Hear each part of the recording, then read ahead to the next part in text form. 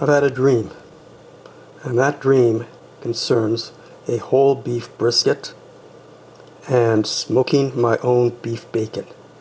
I've had that dream for years, and this week that dream is going to come true. Okay, and this is the cure that I'm going to use. It's High Mountain. This is it's labeled as a buckboard bacon cure, and it is comprised of salt, brown sugar, maple sugar, and sodium nitrite in exactly the right measurements. So there's that. This is the contents of one package, and it came with 3 packages. So those packages are kind of meaningless because it's not based upon a package, it's based upon a volume, so or a weight. But they do give measurements that have to do with how many tablespoons and how many teaspoons per pound of meat. So I've got an idea, so what I'm going to do is be very careful here to not put in more or less. So I've got about 11 tablespoons, so that's 1.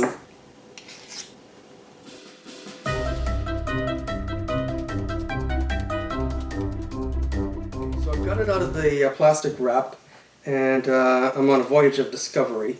So I thought there'd be a fat cap on it, because I've watched a lot of videos and read a lot, and there is a nice layer of fat in the middle, which I want. I wasn't planning on trimming away any of the fat actually, but I can see that there's a nice thick layer of fat in the middle, and that's what's going to give it that bacon texture and flavor, I'm assuming. So I don't really know which side is supposed to be up, because I think they just trimmed it off before they sold it. Anyway, I'm not going to stress too much about that, but I do want to poke holes if I can. Maybe I can't. At least certain way. So I'm going to poke holes in it. Oop, that went all the way through.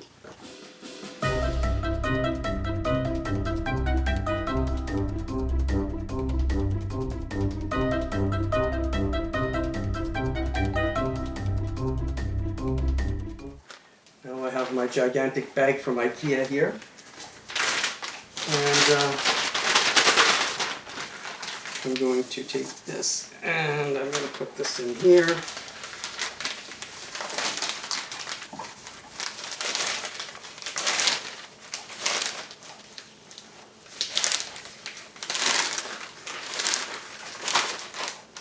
Okay, just to have this recorded, it's about 42 degrees in our fridge, right where I'm planning on putting this. It's supposed to be between 40 and 45 is the perfect range, so I'm feeling very confident about this. Good. And now it's just placed here, and it'll be here for a week. I will take it out and flip it. I'll probably end up doing that every day because, of course, I want to play a little bit. But I don't have to. I could do it once, maybe after 3 days. Today's Sunday, Monday, Tuesday, probably Wednesday night I would do it. But I probably will end up doing it far more than that.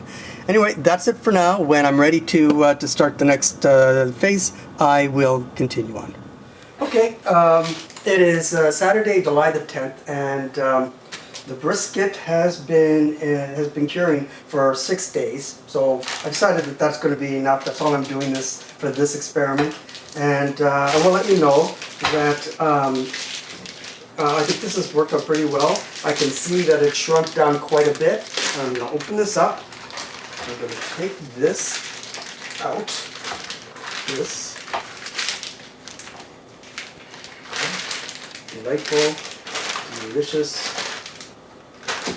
And I'm going to just kind of wash it off now.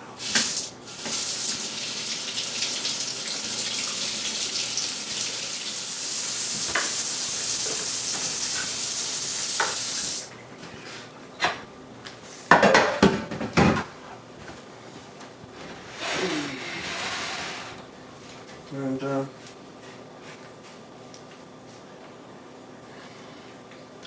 I feel like this is going to do it. There we go. Okay, I'm just going to set it on here. Okay, actually I brought it out. It was about between 45 minutes and 50 minutes. I dumped the water out and patted it dry, and now I have it wrapped in plastic, and I'm just going to let it come to room temperature, but not for long. I mean, it's really not bad right now. So probably 15 minutes and it'll be done, and I'm going to show you what I've got happening outside, and I'll talk a little bit about what's going on. Yeah, it looks like I'm cooking my camcorder. It looks like it's probably just about there, so I'm gonna no. Oh, look what happened when you weren't looking. So no surprise, now it's in here. I think you can figure out what happened. Okay, so I'm just going to just get these hot coals off of the other coals. My goal here is to leave those ones to eventually catch, and that should do it. It's actually a lot more, I always do this, a lot more coals than I want. So, yikes. So let's see what happens when I close the lid. It's going to get hot, I think. So the barbecue, or the smoker, pardon me, got up to about 350 degrees, and I had to just kind of let it do its thing, and when it dropped down to about 300, a little bit under 300, and I figured, okay, time to put it on. I just don't want the brisket to cook, and that's my big thing. So now I have it on here. I'm going to put the I've got a digital probe over here, so I'm going to put the probe in. I'm putting the probe, and I'm just going to, for posterity, I'm just going to mention that I'm going to put the probe not in the thickest part, but in the thinnest part, because the thickest part, because with the chuck roast that I did a couple of days ago, and I had the probe in the thickest part, like everyone says, it was at 165, which is where I wanted it, but in the thinner parts, this is a brisket, not a chuck roast, but in the thinner parts, it was 171, and that was more than I wanted. So it makes more sense to put the probe into the thinner parts when that hits the temperature I'm looking for, which I am looking for an internal temperature of 150 degrees, and I don't want it to go much beyond that. So when the thinner parts, which are here and here, when they get to about 150 degrees, then I will cover them up with foil and then put it back on, and then I'll try to get the middle part up to 150. And the reason is basically for bacon, you don't want it cooking, so 150 to 155 is generally what the temperature, internal temperature should be, but it could go as low as 145 and still be fine. But if it goes beyond 155, well, now you're cooking it, and it's no longer a question of having a bacon-like product that you fry up. Then it's just like another roast. So I don't want that. So I'm going to watch this very carefully. This is my first time doing it, and so I want to make sure that that I don't rush this. If it takes 4 hours or 5 hours, I'm fine with that. I'll just watch this. I'll put some wood on it. In fact, I'll put some wood in it right now while I'm here. So here's some cherry. I'll put some cherry here, and my first time ever using hickory. So I'll put hickory in, and I'll also put one over here, and maybe a smaller one here, because I really want the hickory. And then I've got maybe another cherry over here, and I'll put a cherry over there, and I'll be watching this quite closely. Okay, so here we are, I'm starting, and I have the probe right over there, and the thin part, like I said, it comes out, and it goes to this little contraption over here, and here's my little wireless digital receiver, and it's telling me it's 64 degrees, and I'm looking for 150, and this is going to be so fun. Okay, so it's about 6:45, it's been 3 hours, and the interior temperature is 104 degrees, so I've got quite a ways to go yet. And I opened this up about a half an hour ago. I didn't really even see that anything was happening at all. So I added some more coals, and I shook things up a bit and added some more wood. And it started to rise, so it's gotten to about 250. It's been around the 200, between 200 and 225 for the entire afternoon. And so, I mean, I don't really expect that it's going to look any different. Nope, it's not really. I could see the smoke. I mean, the fat is changing color. It's kind of an orange or brown, but the meat itself is still, you can see this is going. I didn't really want to open the door. What the heck? Now it'll start to go down again. So I did that, but just for, again, posterity's sake, because this will remind me the next time that I do this, what happened. This is going to be a long haul, I think. I'll have to come out every couple hours and make sure that, well, I mean, I'm coming out constantly, so I'm not going to kid anybody. But, yeah, I don't want it to go below 200.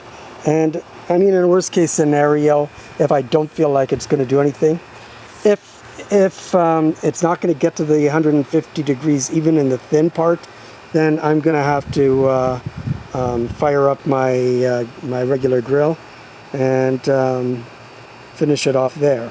But I'm not quite at that point yet. Just at 3 hours, you know, I can go 5, I can go 6, I can go 8. So we'll see what happens. I think it's going to be okay. So it's almost 10 o'clock night, and it's been over 6 hours. And like right now, I have it sitting at about 275. This is where it's been for quite some time now. I made a new fire. It got up to about 600 degrees in there, but it's down and it's been pretty steady. I've had my internal heat up to about 136. It's dark now, 136, or almost dark. And it's looking beautiful, actually. I don't know if you can see it. I mean, it's not looking raw, that's for sure, but the fire is very quiet. I have another 14 degrees for it to get to, and I don't really know where to go from here. I'd prefer not to put it onto the grill, because I feel like that's giving up. It looks like I could just wrap it up and put it away and it's all good, but I know that it's not done enough in the middle. And so, what should I do? Maybe I should make one more. I should bring that heat up again. So it's 11:15, and I had tried the smoker. I put more heat in there. I got to 136, and it just stalled there. It just wouldn't go any further. So I've got it in the grill now. I actually have the grill. It's now set at, good luck to me, 400, something like that.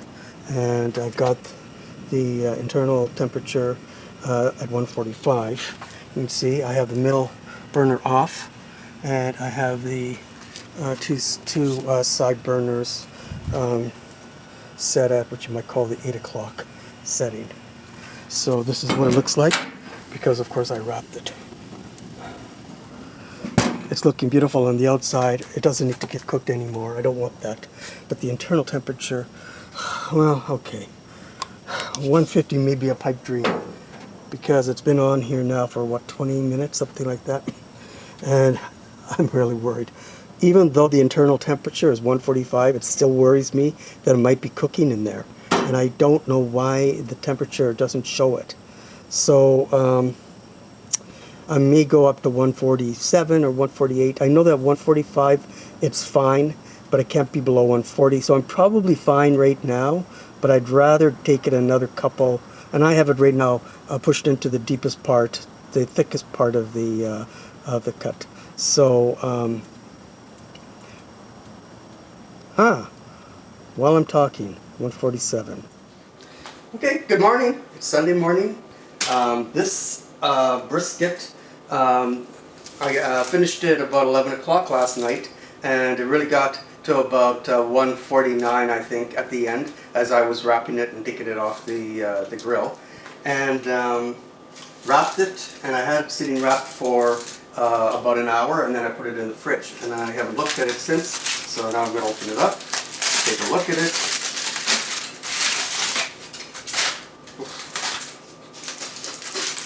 That smell. I certainly smell smoke, you could say, for sure. Oh yeah, oh yeah, oh yeah.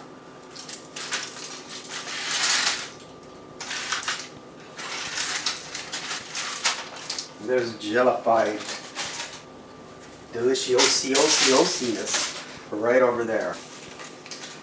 And I'm going to take this off as well. And very solid. So Wow.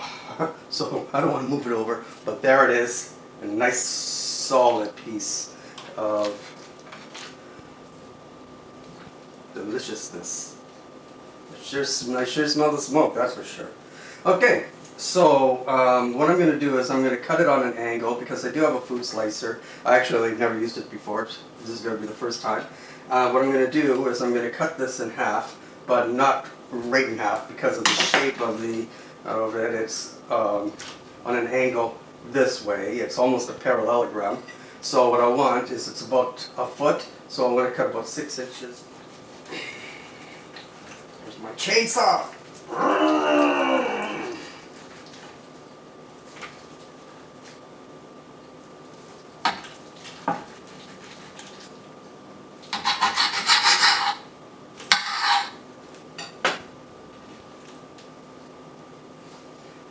Wow. Now it's actually going to be cut. Now this is not the way it's going to be cut because this is the way the grain is going. I have to cut across the grain, which is over here, but that's what it looks like in the middle. Wow, beautiful. And this is the other side, so you can see that is amazing, especially considering what an amateur I am. So I'm going to say if I can do it, well, now anybody can. Okay, I guess the next thing is to slice it up, and then we're going to fry it up, and it's going to be our brunch.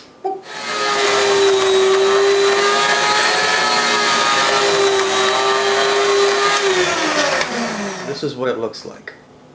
So yes, I think it's thicker than normal, but I mean, isn't that part of the benefit of doing it yourself?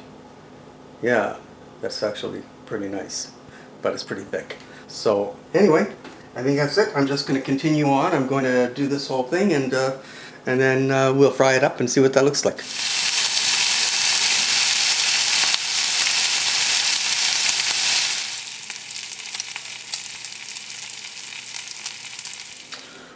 Okay, so this is it.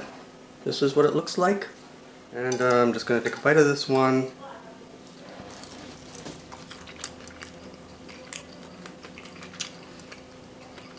Mmm.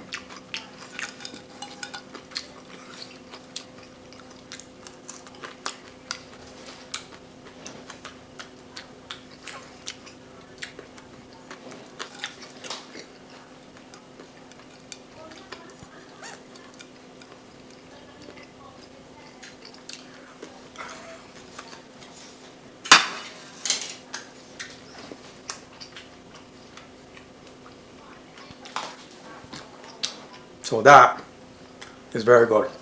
Very good. Great experiment. But was it worth 7.5 hours of pampering and babying? And it was. So I'll probably do this again. Anyway, if you actually watched this whole thing, thank you. I have no idea how long this is going to be by the time I'm done. Yeah, good experiment. Thanks very much.